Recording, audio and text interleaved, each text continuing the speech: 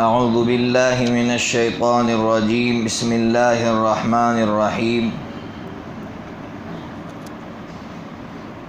وورث سلیمان داود وقال یا ایہا الناس علمنا منطق الطیر وأوتینا من کل شیء ان ھذا لہو الفضل المبین صدق اللہ العظیم۔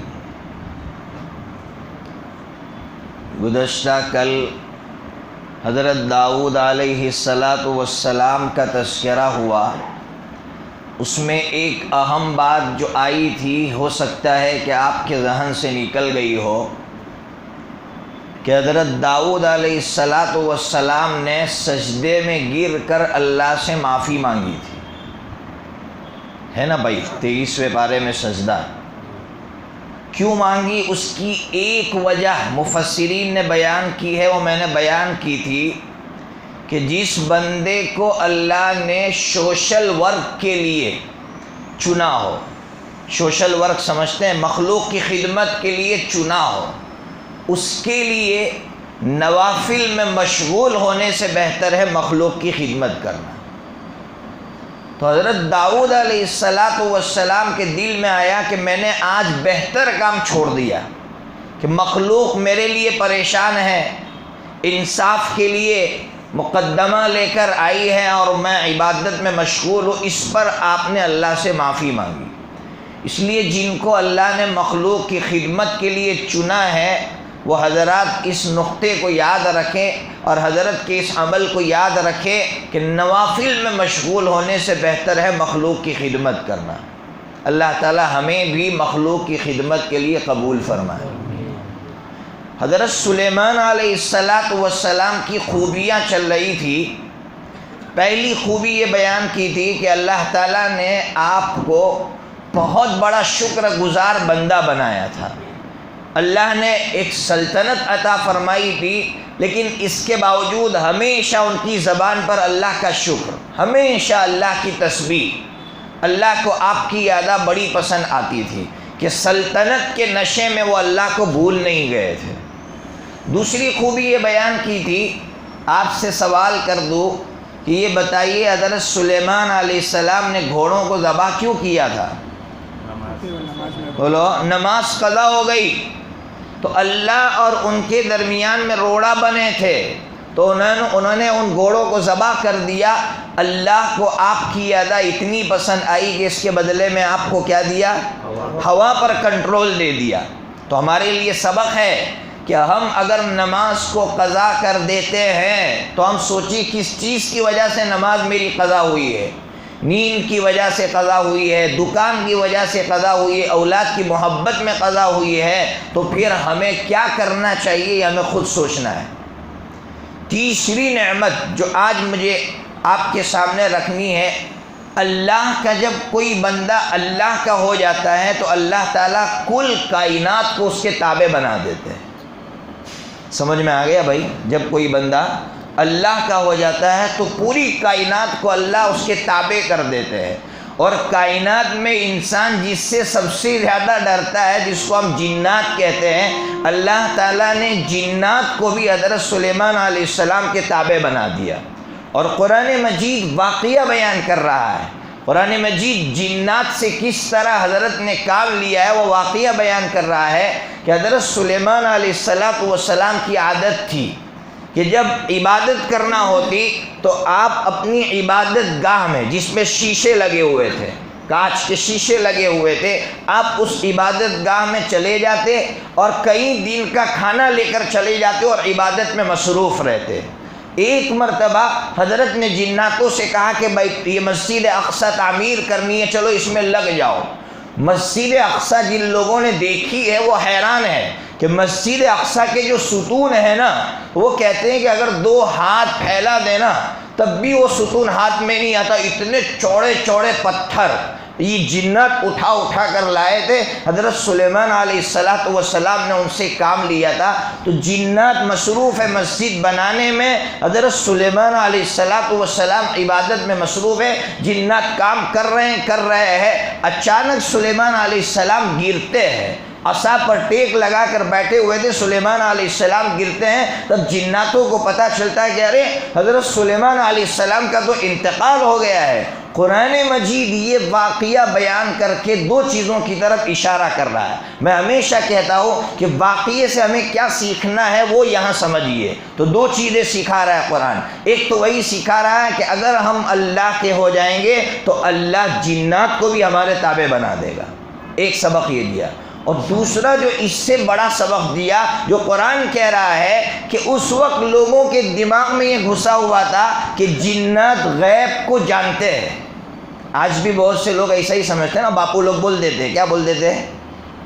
بولو نا، غیب کی باتیں بتلاتے ہیں کہ جنات نے آ کے میرے کو بتلایا، تو وہ اس پر ایسا یقین رکھتا ہے جتنا وہ قرآن پر یقین نہیں رکھتا ہے، اتنا یقین وہ باپو کی بات پر رکھتا ہے، اس لیے کہ وہ جنات کے حوالے سے کہتا ہے، وہ یہ سمجھتا ہے کہ جنات کو غیب کا علم ہے۔ قرآن یہ واقعہ بیان کر کے کہہ رہا ہے کہ اگر جنات کو غیب کا علم ہوتا تو ان کو پتہ چل جانا چاہیے تھا کہ حضرت سلیمان علیہ السلام کا انتقال ہو گیا، لیکن ان کو کچھ معلوم نہیں تھا کہ حضرت سلیمان علیہ السلام کا انتقال ہو گیا ہے۔ جب وہ لاٹھی سے گر گئے، دیمک نے کھا لیا اس لکڑی کو اور حضرت گرے، تب پتہ چلا۔ اس لیے ہمیں بھی اپنا عقیدہ درست کرنا چاہیے کہ جنات عالم الغیب صرف اللہ کے سوا دنیا میں جو بھی ہے اس کو جب اللہ بتلاتے ہیں تب وہ بتلا سکتا ہے، اللہ کے بتلائے بغیر دنیا میں کوئی نہیں ہے جو بتلا سکے۔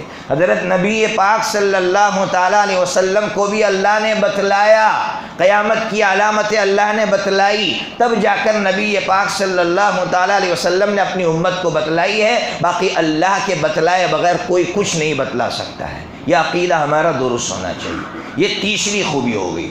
چوتھی خوبی، اللہ تعالیٰ نے حضرت سلیمان علیہ السلام کو جو صلاحیت عطا فرمائی تھی، تو حضرت نے اپنی صلاحیت پبلک بڑھانے کے لیے استعمال نہیں کی، اپنا حلقہ وسیع کرنا جس کو بولتے ہیں اردو میں، حلقہ وسیع کرنے کا کیا مطلب کہ میرے 10 لوگ ہیں تو 100 ہو جائے، میری زمین اتنا ایکڑ ہے تو اتنی ہو جائے۔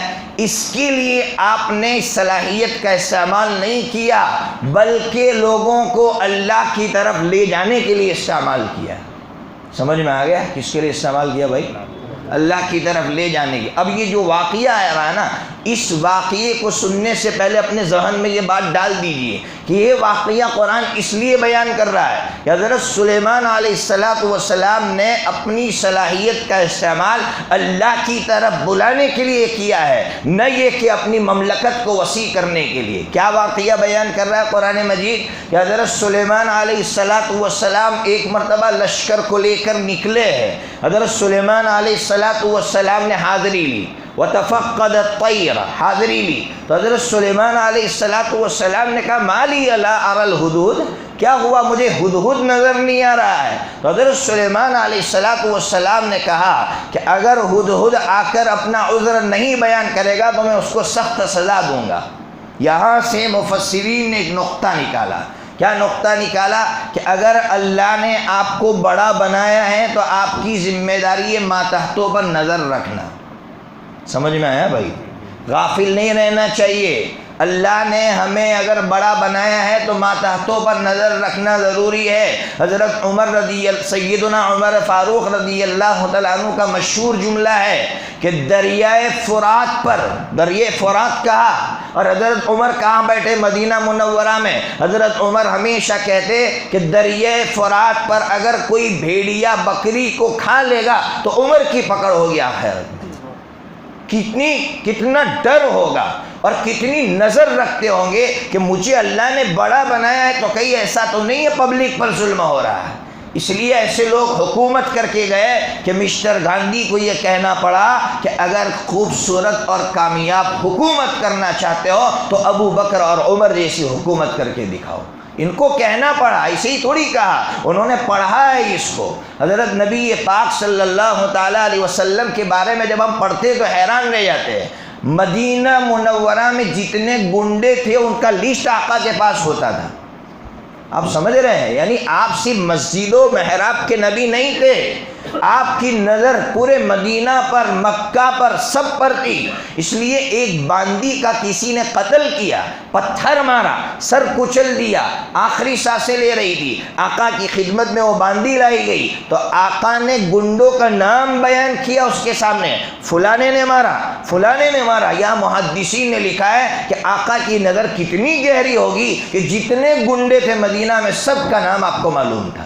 اس لیے ہماری ذمہ داری ہے کہ ہماری نظر ماتحتوں پر، اور اگر اللہ نے بڑا بنایا ہے تو ہر ایک پر ہماری گہری نظر ہونی چاہیے کہ کسی پر ظلم تو نہیں ہو رہا ہے، کوئی کسی پر ظلم تو نہیں کر رہا ہے۔ بہرحال پرندہ آیا، ہدہد آیا، حضرت سلیمان علیہ السلام نے کہا کہاں گئے تھے؟ تو وہ کہہ رہا ہے کہ حضرت میں تحقیق کرنے کے لیے نکل پڑا تو میں یمن گیا۔ یہ ملک شام میں بیٹھے ہوئے ہیں، وہ کہہ رہا میں یمن جا کر آیا، کیا خبر لایا ہے؟ کہ وہاں ایک عورت ملکہ ہے اور عجیب، اس کو اللہ نے ساری نعمتوں سے نوازا ہے، اللہ نے اس کو سب کچھ دیا ہے، اور حضرت اس کا جو تخت ہے بڑا عجیب ہے۔ مفسرین نے لکھا ہے کہ اس کا تخت 40 ہاتھ لمبا اور 30 ہاتھ اونچا تھا۔ کتنا بڑا تخت ہوگا، اس لیے قرآن نے کہا وَلَهَا عَرْشٌ عَظِيمٌ، کہ اس کا تخت بہت بڑا ہے۔ تو حضرت نے کہا بات سچی ہے؟ کہا بس حضرت اس سے آگے بات کہو، یہ لوگ سورج کی پوجا کر رہے ہیں۔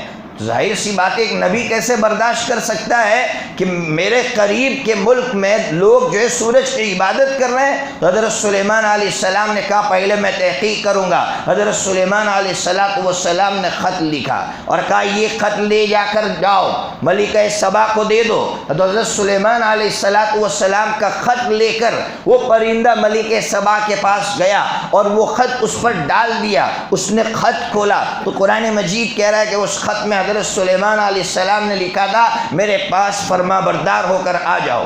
اب یہ ملکہ دربار لگاتی ہے اور دربار میں جتنے اس کے مشیرین تھے سب کو جمع کرتی ہے اور کہتی ہے رائے دو، کیا رائے ہے تمہاری؟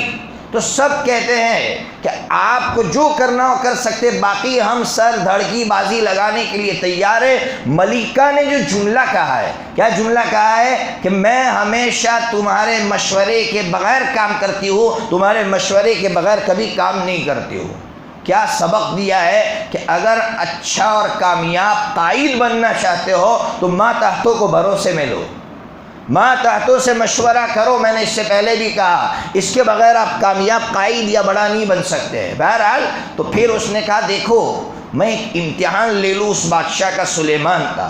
اگر سلیمان دنیاوی بادشاہوں کی طرح بادشاہ ہوگا تو ہم لڑ لیں گے، اور اگر سلیمان دنیاوی بادشاہوں کی طرح بادشاہ نہیں ہے، لگ رہا ہے کہ کوئی نبی ہے، تو پھر ان سے لڑنے میں کوئی خیر نہیں ہے۔ کہا کیسے امتحان لوگی؟ تو اس نے کہا میں ہدیہ بھیجوں گی، اگر وہ ہدیہ قبول کر لیتا ہے تو سمجھ جانے کا کہ وہ دنیاوی بادشاہوں کی طرح ایک بادشاہ ہے۔ اب اس کے خدام، اس ملکہ کے خدام سونا زیورات سب لے کر گئے، جواہرات۔ جب وہ حضرت سلیمان علیہ السلام کے دربار میں پہنچے ہیں تو حضرت سلیمان علیہ السلام کی شان دیکھ کر جتنی سونے کی اینٹیں لے کر گئے سب راستے میں پھینک دی۔ کہا یہ تو بادشاہ اس سے بڑا نکلا، ہم تو سمجھ رہے تھے کہ اس کی کوئی ویلیو نہیں ہوگی، کوئی حقیقت نہیں ہوگی۔ اب یہ حضرت سلیمان علیہ السلام کی خدمت میں حاضر ہوئے اور وہ ہدیہ پیش کیا تو حضرت سلیمان علیہ السلام نے ان سے کہہ دیا ہدیہ تمہیں مبارک ہو، میرا پیغام ان سے کہہ دو کہ اگر فرما بردار ہو کر نہیں آئے تو ایسا لشکر لے کر آؤں گا جس سے مقابلہ تم نہیں کر سکو گی۔ تو یہ ہدیہ واپس کر دیا۔ اب ایک مسئلہ درمیان میں سن لو، کوئی نان مسلم بھائی ہدیہ دے تو ہدیہ لینا جائز ہے یا جائز نہیں ہے؟ یا نان مسلم بھائی مسجد میں پیسہ دینا چاہے یا نان مسلم بھائی مدرسے میں پیسہ دینا چاہے تو پیسہ لینا جائز ہے یا جائز نہیں ہے؟ تو محدثین نے یہاں لکھا ہے کہ اگر خدشہ ہے کہ وہ کسی بری نیت سے دے رہا ہے. مثال کے طور پر بعد میں احسان جتلائے گا کہ میرے پیسے سے آپ نے مسجد بنائی تھی، میرا اس میں رول تھا. اگر احسان جتلانے کا خدشہ ہے یا آپ کو لگ رہا ہے کہ یہ رشوت کے طور پر دے رہا ہے تو لینا جائز نہیں ہے. باقی اگر وہ اچھی نیت سے دے رہا ہے اور اس کا کاروبار حلال ہے، کاروبار حلال ہے کا مطلب ہم دیکھتے ہیں بیچارہ دکان کھول کر بیٹھا ہے، محنت کرتا ہے، وہ اپنے گھر دعوت دے رہا ہے آپ کو، اس کے گھر جا کر آپ کھانا بھی کھا سکتے ہیں، اس کا ہدیہ بھی قبول کر سکتے ہیں. حضرت نبی پاک صلی اللہ تعالیٰ علیہ وسلم نے شاہ مقوقس کا ہدیہ قبول کیا ہے. اس نے ایک باندی جس کا نام ماریہ قبطیہ رضی اللہ تعالیٰ عنہ ہے، وہ ہدیے میں دی تھی، قبول کی ہے. تو اس سے سمجھ میں آیا کہ نان مسلم بھائی اگر ہدیہ دے اور اس کے پیچھے کوئی بری نیت نہ ہو، مسجد میں وہ دے رہا ہے اچھی نیت سے، لے لینا چاہیے. مدرسے میں دے رہا ہے اچھی نیت سے، لے لینا چاہیے. تو لوگ عام طور پر ہم سے یہ مسئلہ پوچھتے ہیں کہ ہم ان کے گھر کا کھانا کھائیں، ان کی شادی میں جانا جائز ہے یا جائز نہیں ہے. تو یہ مسئلہ آپ کے سامنے آ گیا. بہرحال حضرت سلیمان علیہ السلام نے ہدیہ واپس کر دیا. وہ ملکہ سمجھ گئی کہ یہ کوئی عام بادشاہ نہیں ہے. ملکہ آئی، وہاں سے روانہ ہوئی. تو حضرت سلیمان علیہ السلام نے اپنی شان ظاہر کرنے کے لیے کہ اس کو پتہ چلے کہ میں نبی ہوں، معجزہ میں دکھاؤں اس کو، تو حضرت سلیمان علیہ السلام نے اپنے درباریوں سے کہا کہ اس کا تخت یہاں لانا ہے، بتاؤ کون لائے گا. تو ایک جن بیٹھا ہوا تھا، اس نے کہا کہ حضرت میں لے آؤں گا. مجلس ختم ہونے سے پہلے حضرت نے کہا نہیں چلے گا. اس سے پہلے کون لے آئے گا؟ تو ایک عالم بیٹھا ہوا تھا، اس عالم نے یہ کہا کہ حضرت پلک جھپکنے سے پہلے میں لے آؤں گا. حضرت نے کہا لے آؤ. اس کا نام تھا آصف ابن برخیہ. کیا نام تھا اس کا؟ آصف ابن، جو عالم تھا. تو کس کی طاقت بڑی؟ جن کی کہ عالم کی؟ لوگ جن سے ڈرتے ہیں لیکن عالم سے کوئی نہیں ڈرتا ہے. عالم کو سب ڈراتے ہیں. آپ مولانا کو سب ڈرائیں گے. ہاں ہاں وہ سب دیکھا ہے میں نے بھائی، دنیا دیکھی ہے نا. تو عالم کو سب ڈراتے ہیں اور جنات سے سب بھاگتے ہیں. اور یہاں بتا رہے قرآن کہ جن کی طاقت کچھ بھی نہیں تھی ایک عالم کے مقابلے میں. اللہ نے اس کو اسم اعظم کی طاقت دی تھی، اللہ نے اس کو علم دیا تھا. اس علم کی بنیاد پر وہ پلک جھپکنے سے پہلے وہ تخت لے کر یہاں آ گیا. اب جب وہ یہاں آئی تو حضرت سلیمان علیہ السلام نے چاہا کہ اس کا امتحان لے لے. تو حضرت سلیمان علیہ السلام نے اپنے درباریوں سے کہا کچھ تبدیلی کر دو اس کے تخت میں، ادھر ادھر کر دو تھوڑا بہت. حضرت سلیمان علیہ السلام جب وہ آئی تو کہا کہ یہ تمہارا عرش ہے. اللہ نے اس کو دماغ بہت دیا تھا. اس نے کیا جواب دیا؟ کأنہ ہو، ایسا لگتا ہے کہ وہی ہے.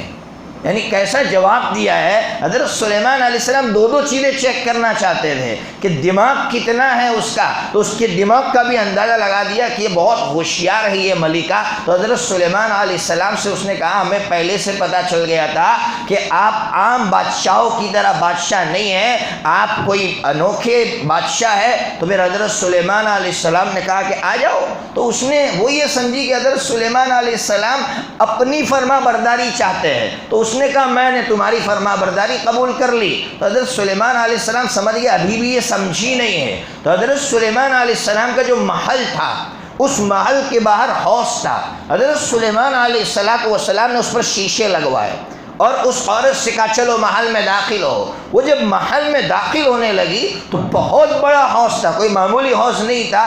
جب وہ داخل ہونے لگی تو اس کو ایسا لگا کہ یہ پانی ہے. اس نے پائچے چڑھائے تو حضرت سلیمان علیہ السلام نے کہا کہ یہ پانی نہیں ہے، یہ شیشہ ہے. تب اس کی دماغ پر چوٹ لگی کہ یہ وقت کے نبی ہیں. اور اس وقت وہ اسلام میں داخل ہوئی اور اس نے کہا اسلمت مع سلیمان للہ رب العالمین، میں سلیمان کے ساتھ اس رب العالمین پر ایمان لاتی ہوں. اور اس طرح وہ ایمان میں داخل ہو گئی. یہ واقعہ قرآن مجید نے بیان کر کے ہمیں یہی سبق دیا. کیا سبق دیا سمجھ میں آیا بھائی؟ کیا سبق دیا بولو بھائی؟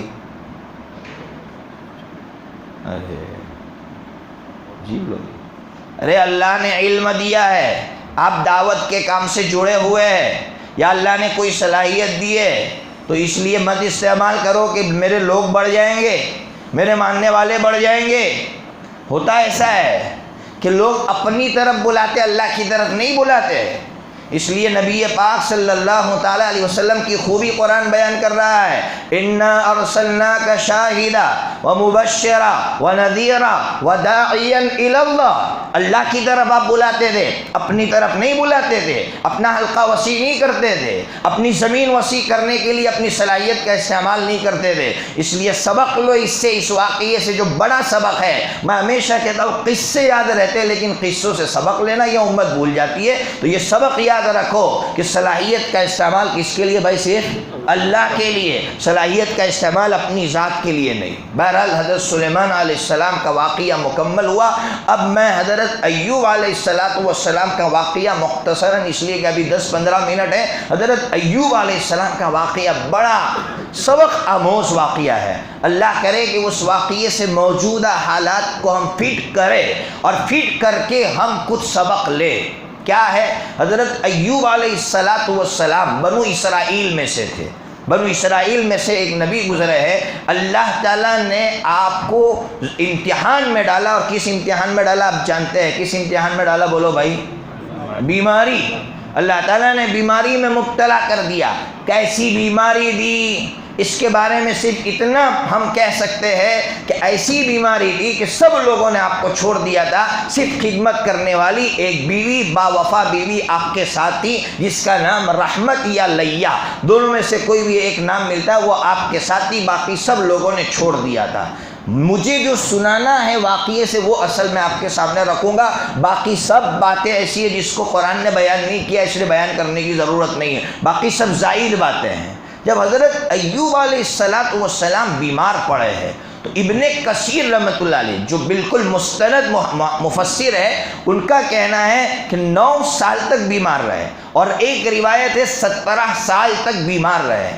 ان کی بیوی ہمیشہ کہتی کہ آپ اللہ سے دعا کریے، آپ اللہ سے دعا کریے۔ تو حضرت سلیمان علیہ السلام کی شان حضرت ایوب علیہ السلام کی شان پیغمبری کیا تھی کہ وہ یہ کہتے کہ بیوی مجھے شرم آتی ہے کہ اللہ سے میں کہوں کہ اللہ تو مجھے شفا دے دے، اس لیے کہ جس اللہ نے زندگی کے 17 سال، اس سے پہلے 17 سال صحت دی ہے، اس اللہ سے میں اب یہ کہوں کہ اللہ تو مجھے جو ہے بیماری سے شفا عطا فرما، مجھے شرم آتی ہے۔ ہمارے لیے تو یہ سبق نہیں ہے، ہم تو اللہ سے دعا ہی مانگے کہ اللہ مجھے شفا دے دے۔ یہ تو شان پیغمبری ہے کہ شان پیغمبری نے اس کو بھی گوارا نہیں کیا۔ بہرحال بیوی بار بار کہتے رہی، حضرت نے کبھی دعا نہیں کی، لیکن ایک دن اچانک دعا کے لیے ہاتھ اٹھا رہے ہیں۔ کیوں اٹھا رہے ہیں؟ اب تک دعا نہیں مانگ رہے تھے، اب کیوں اٹھا رہے ہیں؟ تو مسند احمد، یہ امام احمد بن حنبل کی کتاب ہے کتاب الزہد، کتاب الزہد کے اندر روایت لکھی ہے کہ ایک مرتبہ حضرت کی اہلیہ محترمہ گھر سے باہر نکلی۔ جب گھر سے باہر نکلی، شوہر کی بیماری کو لے کر بیچاری پریشان تھی۔ ایک شخص انسانی شکل میں ملا، اس نے کہا کہ آپ کے شوہر بہت بیمار ہے، میں طبیب ہوں۔ کہا اچھا آپ طبیب ہیں کیا؟ کہا ایک علاج بتاتا ہوں۔ اس نے علاج بتایا، وہ بیوی خوشی خوشی آئی، کچھ پڑھنے کے لیے دیا تھا۔ حضرت ایوب علیہ السلام کے سامنے آ کر جب پڑھا تو حضرت ایوب علیہ السلام سمجھ گئے کہ وہ شیطان تھا، اس نے شرکیہ کلمات بتائے ہیں۔ تو حضرت ایوب علیہ السلام غصے میں آ گئے اور یہ کہا کہ اگر اللہ نے مجھے شفا دے دی تو 100 کوڑے تجھے ماروں گا۔ 2 سبق دیا قرآن نے۔ ایک سبق کیا دیا کہ بیمار تھے لیکن کبھی ہاتھ نہیں اٹھایا، لیکن کب ہاتھ اٹھایا بولو؟ جب شرک گھر میں آیا تو آپ یعنی پریشان ہو گئے، اور یہ سبق دیا ہے کہ بیمار ہونا یہ اصل حالات نہیں ہے، گھر میں شرک کا آنا یہ اصل حالات ہے، گھر میں گناہوں کا آنا یہ اصل حالات ہے۔ اگر میرے گھر میں گناہ ہے تو یوں سمجھو کہ میں اصل حالات میں ہوں۔ بیماری کا آنا، موت کا آنا یہ اصل حالات نہیں ہے، یہ عارضی حالات ہے۔ اصلی حالات یہ ہیں کہ میرے گھر میں شرک تو نہیں آ رہا ہے، میرے گھر میں گناہ تو نہیں آ رہا۔ بہت بڑا سبق دیا ہے۔ اور دوسرا سبق کیا دیا کہ بیوی سے بہت محبت تھی، اور بیوی کو حضرت سے بہت محبت تھی، لیکن شریعت کے خلاف کام کیا تو حضرت نے برداشت نہیں کیا اور کہا 100 کوڑے ماروں گا۔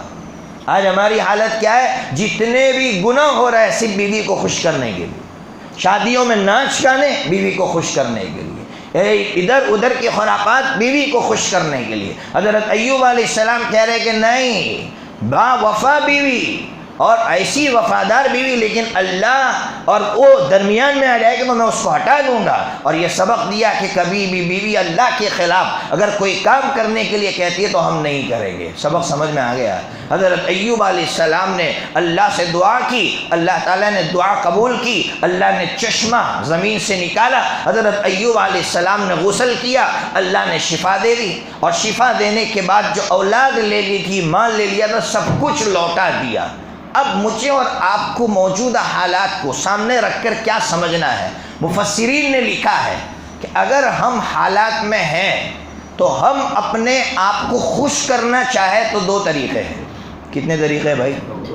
ایک، خود اپنی پچھلی حالت میں غور کریں کہ اللہ نے مجھے پچھلی حالت میں کتنا اچھا رکھا تھا، تو اب یہ جو تھوڑے وقتی حالات آئے ہیں نا، اس میں مایوس نہیں ہوں گے، اس میں کبھی زبان پر شکایت نہیں آئے گی کہ نہیں اللہ نے اتنی نعمتیں دی ہے، اب وقتی طور پر حالات آ گئے ہیں تو یہ اللہ کی طرف سے امتحان ہے، میں اللہ کے فیصلے پر راضی ہوں۔ واقعہ سنا نا، محمود و ایاس کا واقعہ نہیں سنا کہ محمود جو ہے ایاس سے بہت خوش رہتا تھا، تو لوگوں کو حسد ہوتا تھا کہ یار یہ بہت اس سے خوش رہتا ہے۔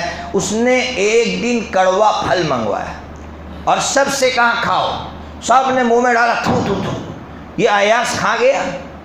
تو بادشاہ نے کہا ایاس کیا بات ہے، پھل کڑوا نہیں تھا؟ کہا حضرت پھل تو کڑوا تھا، لیکن میں نے یہ سوچا کہ جس بادشاہ کے ہاتھ سے ہمیشہ میٹھا پھل ملا ہو، آج اگر کڑوا پھل مل گیا تو میں کیوں شکایت کروں، وہ بھی کھا گیا۔ کیا سبق دیا ہے کہ جس اللہ نے ہمیں نعمتوں میں رکھا، اگر وقتی طور پر حالات آ گئے تو پھر اس اللہ سے مایوس ہونے کی ضرورت نہیں ہے۔ پہلا طریقہ بتایا۔ دوسرا طریقہ، اگر آپ کی پوری زندگی حالات میں ہے تب بھی آپ خوش رہ سکتے ہیں۔ کیسے؟ آپ سے جو زیادہ حالات میں ان کو دیکھو، آپ سے جو زیادہ پریشان ہے ان کو دیکھو، ان کو دیکھو گے کبھی مایوسی نہیں آئے گی۔ میں تو اللہ کا کبھی کبھی شکر ادا کرتا ہوں کہ لوگ مجھ کو کبھی کبھی کوئی ایسی چیز بھیجتے ہیں تو میں ان کو سیدھا فلسطین کا کوئی ویڈیو بھیج دیتا ہوں۔ میں اپنے پاس محفوظ رکھتا ہوں کہ ظالموں 31,000 لوگ شہید ہو گئے اب تک۔ کتنے بھائی؟ اور اس میں 13,000 بچے ہیں، 13,000 بچے ہیں، اور کل یا پرسوں اس ظالم نے ہسپتال پر دوبارہ حملہ کیا ہے، دوبارہ حملہ کیا ہے۔ تو سارے حالات ختم ہو جاتے، کچھ بھی نہیں ہے ہمارے ساتھ، کچھ بھی نہیں ہو رہا ہے۔ کوئی مجھے کہتا ہے بہت پریشان ہوں تو میں ان سے کہتا ہوں دیکھو ان کی حالت، دیکھو ان کی حالت، کہاں بیٹھ کر افطاری کر رہے ہیں، کہاں سو رہے ہیں۔ کیا اللہ نے ایسے حالات میں رکھا ہے؟ کیا ہمارے بچے مر رہے ہیں؟ کیا شوہر مر رہا ہے بیوی کو چھوڑ کر؟ کیا بیوی جا رہی ہے شوہر کو چھوڑ کر؟ 31,000 افراد اب تک شہید ہو گئے ہیں۔ جب ان کو پڑھتے ہیں یا ان کو دیکھتے ہیں تو اندر کا ایمان مضبوط ہوتا ہے کہ اللہ یہ لوگ اب تیرے لیے سب کچھ کر سکتے تو ہم نے تو ابھی کچھ بھی نہیں کیا ہے۔ اس لیے کبھی مایوس مت ہونا، کبھی بھی مایوس مت ہونا۔ میں نے ایک جگہ سنایا تھا، یہاں سنایا، کہاں سنایا کہ صحابہ کرام کتنی مقدس جماعت تھی بھائی، بولو نا، اس قابل تھی کہ نہیں کہ اللہ روزانہ ان کو نوازتا، عمدہ سے عمدہ غذا دیتا۔ کیا قربانیاں نہیں دی صحابہ کرام۔ ابو عبیدہ ابن الجراح، ان کی قیادت میں لشکر ملک شام لڑنے کے لیے گیا۔ حضرت عمر کا زمانہ ہے رضی اللہ تعالیٰ، امیر المومنین عمر، اور جو جماعت گئی ہے اس کے سالار ابو عبیدہ ابن الجراح۔ کتنی بڑی شخصیت ہے آپ جانتے ہیں ابو عبیدہ ابن الجراح، کہ حضرت ماں عائشہ یہ کہتی تھی کہ اگر وہ زندہ ہوتے تو حضرت عمر کے بعد وہ خلیفہ بنائے جاتے۔ اتنی صلاحیتوں کے مالک، ملک کے شام گئے ہیں، دشمنوں کی بارڈر پر بیٹھے ہیں دشمنوں سے لڑنے کے لیے، لیکن تعاون پھیلا، اور تعاون ایسا پھیلا کہ 25,000 مسلمان اس میں شہید ہو گئے۔ آپ سوچئے تو صحیح، 25,000 مسلمان اور صحابہ اس میں تھے۔ معاذ ابن جبل رضی اللہ تعالیٰ عنہ بھی اس میں تھے 25,000 میں، حضرت معاویہ رضی اللہ عنہ کے بھائی بھی تھے اس میں 25,000 میں۔ اس لیے اپنے دماغ سے یہ بات نکال دو کہ ہم حالات میں ہیں، ہم نے اللہ کے لیے ابھی تک کچھ بھی نہیں کیا ہے، اس لیے اللہ سے ہم عافیت مانگتے ہیں۔ ہم یہ نہیں کہتے کہ اللہ ہمیں حالات میں رکھیں، ہم اللہ سے عافیت مانگتے ہیں۔ لیکن مسلمانوں، اللہ نے ہمارے آنسوؤں پر تو پابندی نہیں لگائی ہے، دنیا نے ہمارے آنسوؤں پر تو پابندی نہیں لگائی ہے، ہر چیز پر پابندی ہے۔ بیچاروں کے لیے کھانا جا رہا ہے، بسیں روکی جا رہی ہے، یہ ظالم یہودی، اب تک ہم سمجھتے تھے کہ یہودی عوام یہ فلسطینی مسلمانوں کے ساتھ ہے، لیکن ان کے خون میں گندا خون ہے، ان کے رگوں میں گندا خون ہے، تو وہ گندے ہی رہیں گے، ان کے دل میں کبھی رحم نہیں آ سکتا۔ وہ بسیں روک رہے ہیں، وہ بچے وہاں بلک رہے ہیں کھانے کے لیے، وہ ان کی بسیں روک رہے ہیں۔ اس لیے یاد رکھیے، وہ لاکھ پابندی لگائے لیکن کسی دنیا کی طاقت نے ہمارے آنسوؤں پر پابندی نہیں لگائی ہے۔ کیوں بھول جاتے ہیں؟ کیوں ہر دعا میں ان کو یاد نہیں رکھتے ہیں؟ آج سے عہد کر کے اٹھے کہ ہر دعا میں ہم ان کو یاد کریں گے بھائی، کمزور انشاءاللہ یار، ہر دعا میں یاد کرو ان کو، ہر دعا میں ان کو یاد کرو۔